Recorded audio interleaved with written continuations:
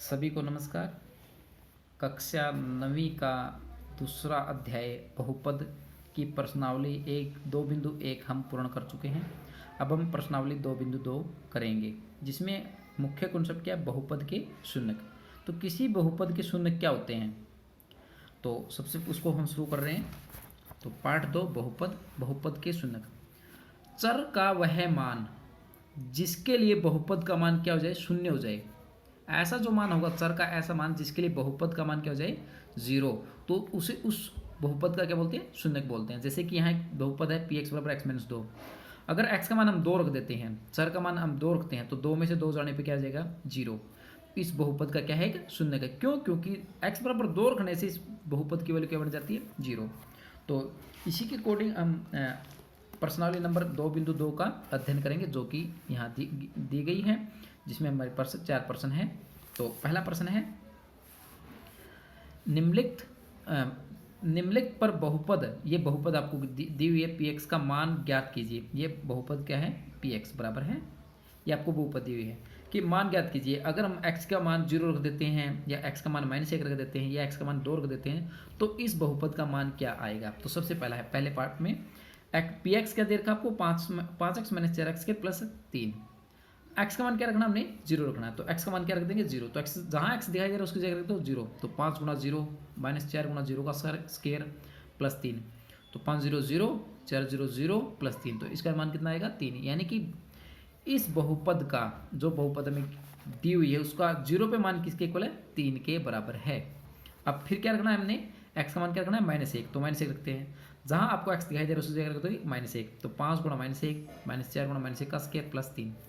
तो -5 -1 का वर्ग +1, तो -4 का -4 +3। तो -4 और -5 -9 +3, ये क्या बन जाएगा, यानी कि -1 पे इसका मान कितना है, -6। इसी तरह हमने 2 रखा, 2 पे इसका जो मान आएगा कितना आएगा, -3 के बराबर आएगा।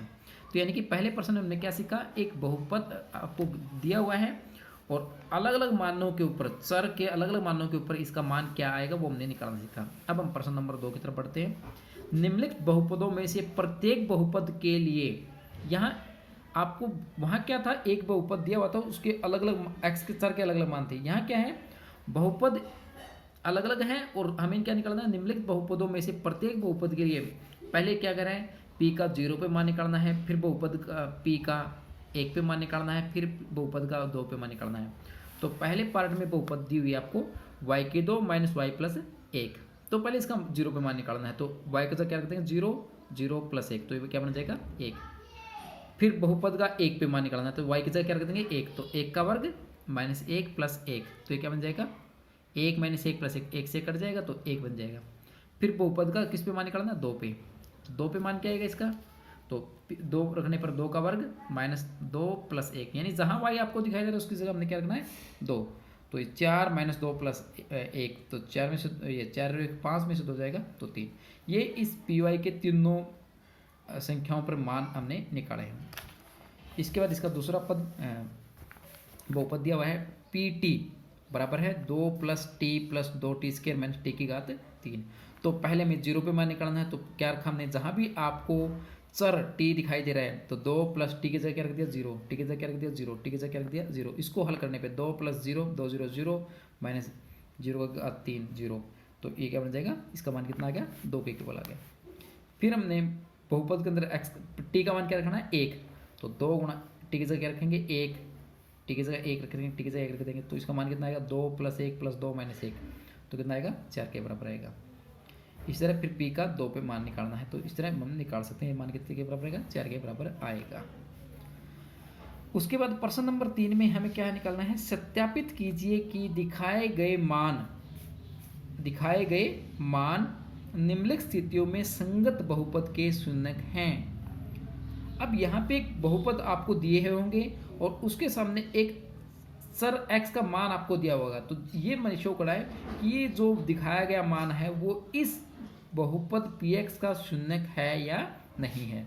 यानी अगर x का मान -1/3 इस बहुपद में रख देते हैं, तो देखिए p में x का मान क्या रख दिया हमने, -1/3, तो 3 गुणा में x का मान कितना रखा, -1/3 + 1, ऐसे कैसे। अब क्योंकि 3 की माइनस 1 गुणा -3/3 प्लस 1। अब 3 को 3 से भाग करने पे -1 प्लस 1 क्या बन जाएगा 0, क्योंकि -1/3 रखने x का मान -1/3 रखने पे इस बहुपद का वैल्यू क्या बन गया 0। अतः x बराबर जो -1/3 px का क्या है कि शून्य है। इसी तरह प्रश्न नंबर 2, px कितना दे रखा है 5x - पाई, और हमें x का मान क्या प्रयोग करना है 4/5। तो px का मान जब हम 4/5 रखेंगे तो यह x का मान यहाँ क्या रखना हमने 4/5, तो यहाँ भी 4/5 रखेंगे माइनस पाई। अब देखो 5 को 20 को 5 से भाग, 5 से 5 कट जाएगा तो 4 माइनस पाई। अब 4 में से पाई घटाने पे कभी जीरो नहीं बनेगा, ये जीरो के बराबर नहीं है। अतः x का जो मान हमने रखा px में, px इस बहुपद का शून्य नहीं है। क्यों? क्योंकि इसके लिए इसकी वैल्यू शून्य नहीं आई। अब इसका छठा पार्ट करेंगे हम, क्योंकि तीसरा चौथा पांचवा ऐसे ही हैं जैसे हमने पिछले पार्ट किए।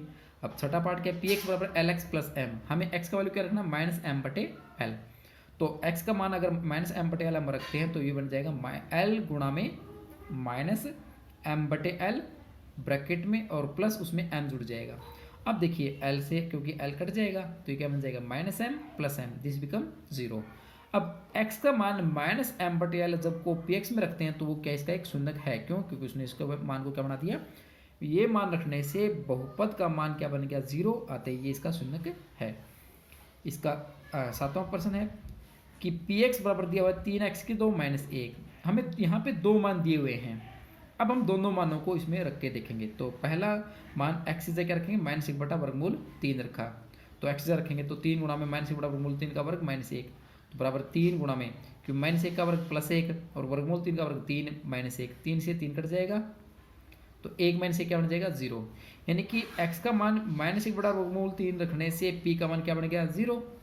फिर 2/3 रखा तो 3 गुणा 2/3 का वर्ग -1, तो 3 गुणा में 2 का वर्ग 4, वर्गमूल 3 का वर्ग 3 होता है -1, तो 3 से 3 कट जाएगा तो 4 में से जाएगा 3, जो कि 0 नहीं है। यानी कि x का मान जो -1/3 है वो इस px का इस बहुपद का शून्य है, परंतु जब x का मान 2/3 हमने रखा वो इसका शून्य नहीं है, क्योंकि इसके लिए इसका मान क्या है शून्य नहीं है आपका। तो ये एक शून्य है, ये दूसरा शून्य नहीं है। अब अंतिम प्रश्न, इसमें हम शून्य निकालना सीखेंगे। पिछले प्रश्न में हमने चेक किया क्या है वो शून्य है या नहीं है, वो जो दिया हुआ मान था। प्रश्न नंबर 4 में क्या दिया हुआ है, निम्नलिखित स्थितियों में से प्रत्येक स्थिति में बहुपद का शून्य ज्ञात कीजिए। अब आपको पहले पार्ट में px x+5 एक बहुपद आपको दिया हुआ है, px बराबर x+5।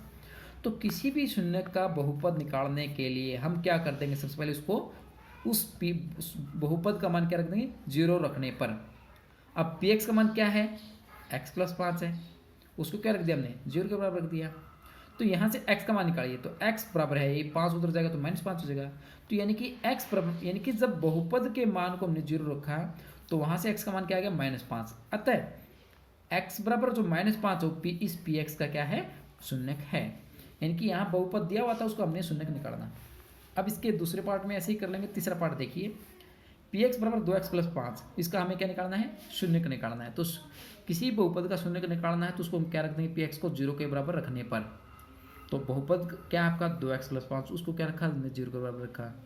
इसका मतलब ये हुआ कि 2x यहाँ 5 उधर जाएगा तो -5, क्योंकि हम x का मान निकालना चाह रहे हैं। तो 2x बराबर -5, तो x का मान कितना आएगा, ये 2 का आंसर जाएगा बाद में, तो -5/2। इसलिए x बराबर -5/2 बहुपद px यानी 2x+5 का क्या है शून्य है। छठे पार्ट में, क्योंकि चौथा पांचवा पार्ट ऐसे ही है, छठे पार्ट में px क्या दिया हुआ है ax, पांचवा और छोटा पार्ट एक जैसे हैं, तो हम छठा पार्ट कर रहे हैं px बराबर ax जहाँ a 0 नहीं है।